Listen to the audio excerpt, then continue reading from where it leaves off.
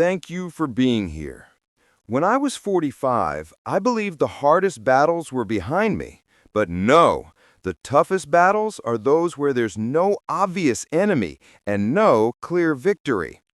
Most difficult life decisions are simple yes or no. But 15 years ago, I faced a true dilemma.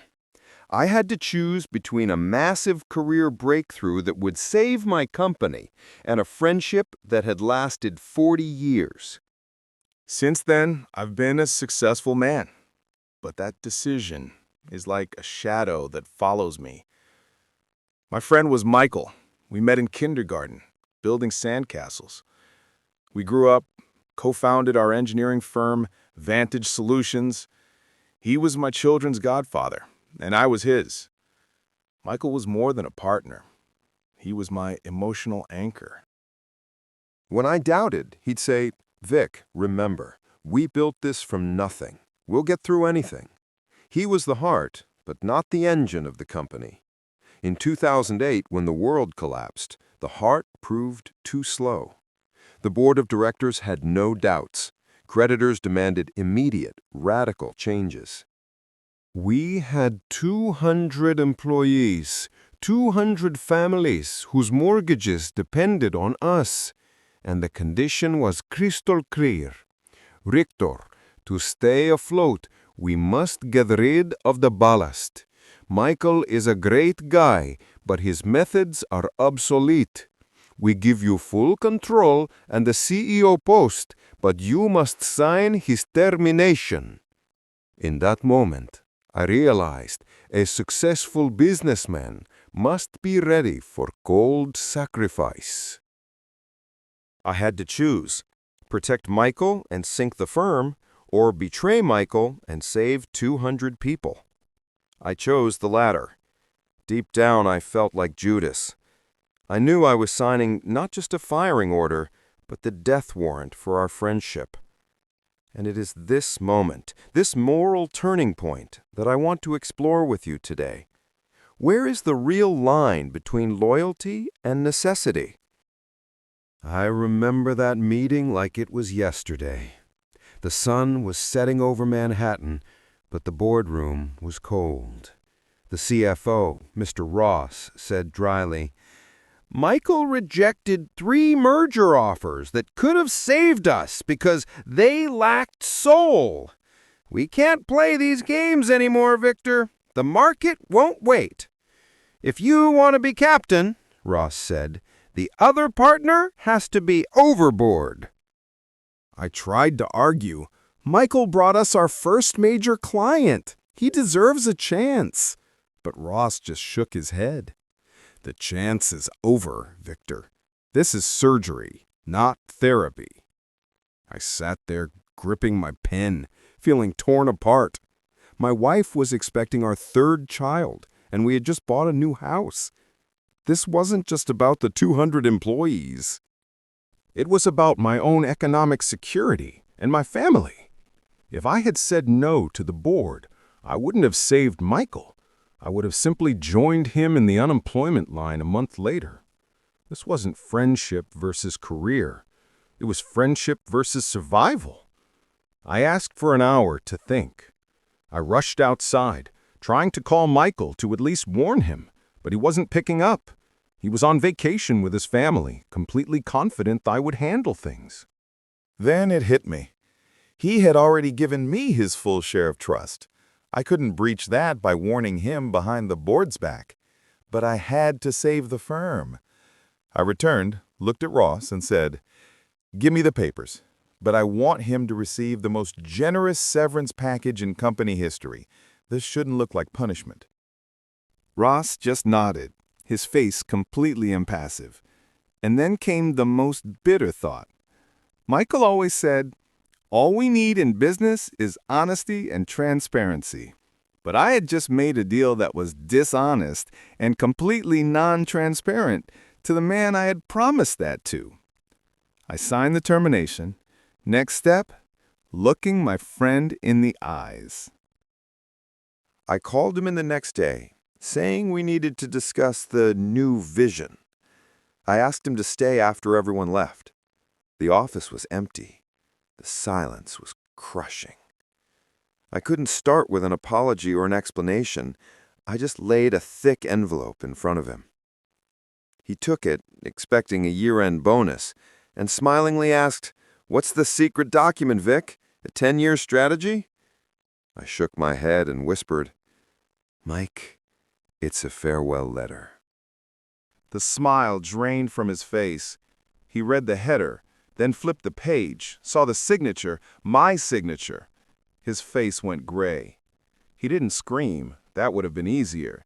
He just sat, staring at the severance package envelope, then looked up. "You knew about this last week when we had dinner, when I said I trusted you?" His voice was quiet, almost broken.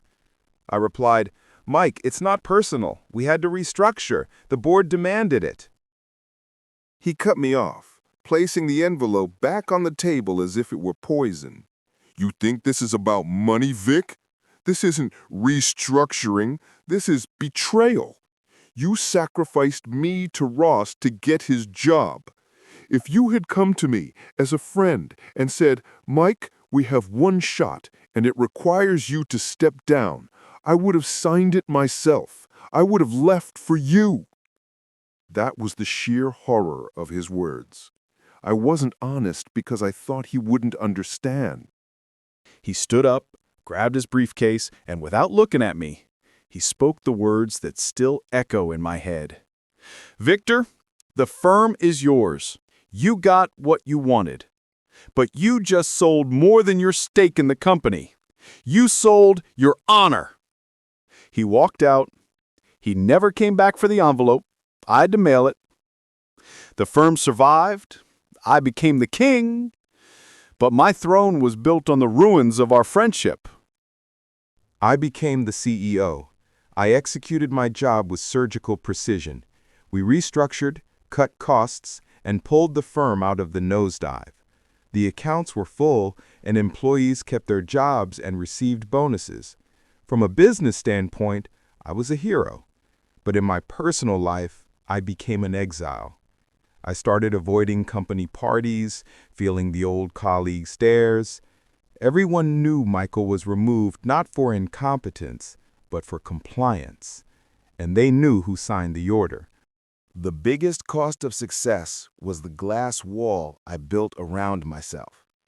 I stopped returning calls from old friends because every conversation began with an awkward silence. I constantly expected someone to do to me what I had done to Michael. I became paranoid. I reached the summit, but it was built on the quicksand of suspicion. My wife sighed. She once asked, "Victor, what did you lose in that office that you can't find here, at home?" I couldn't tell her. I tried to fix it indirectly. I doubled Michael's severance package, making him financially independent for several years. I used all my connections to secure him a new partnership at another, slower firm, where his sales skills were valued.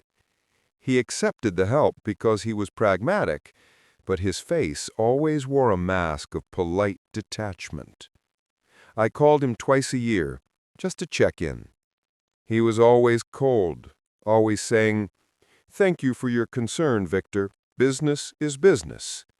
That was his quiet, constant punishment. And then I realized a painful, important truth. Some losses cannot be offset by money. You can replace capital. You can replace a title.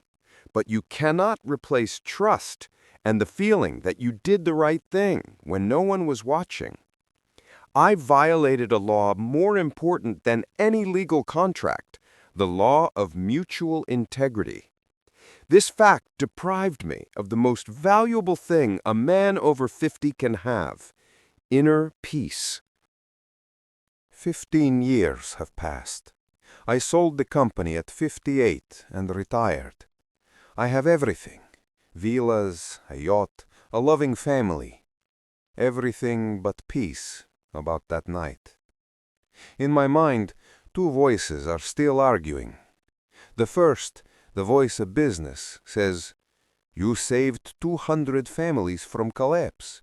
You acted as a responsible leader, setting aside emotion for a higher purpose. You have nothing to blame yourself for. This is the logic that allows me to sleep at night. But the second voice, the voice of conscience, whispers, "You betrayed a man who trusted you more than himself.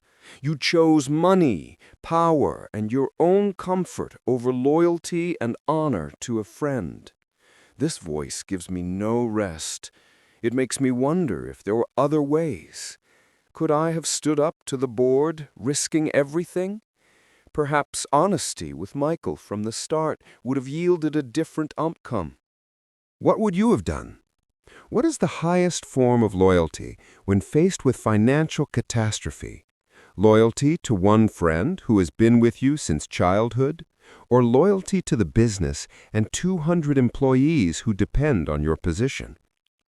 This choice, my friends, determines not how successful you are, but who you truly are when no one is looking. Today, Michael is healthy and, I hear, very successful. We are no longer friends. He never reaches out. I paid my price. I gained my legacy, but lost my soul. Or at least, I lost the part of it that was responsible for carefree trust. And I still, even at 60, do not know if that bargain was worth it. I wanted to share this story because we, men over 50, often face such dilemmas. These are not black and white decisions. These are the gray zones where business ethics clashes with personal morality. My goal is to make you reflect. My question to you, my friends, is saving a company and 200 jobs worth losing a single 40-year friendship? Have you ever faced a choice between loyalty and necessity? Share your experience. Write your opinion in the comments. Your wisdom is important. Don't forget to subscribe to the channel if you want to explore more complex ethical dilemmas and real-life choices that shape men over 50.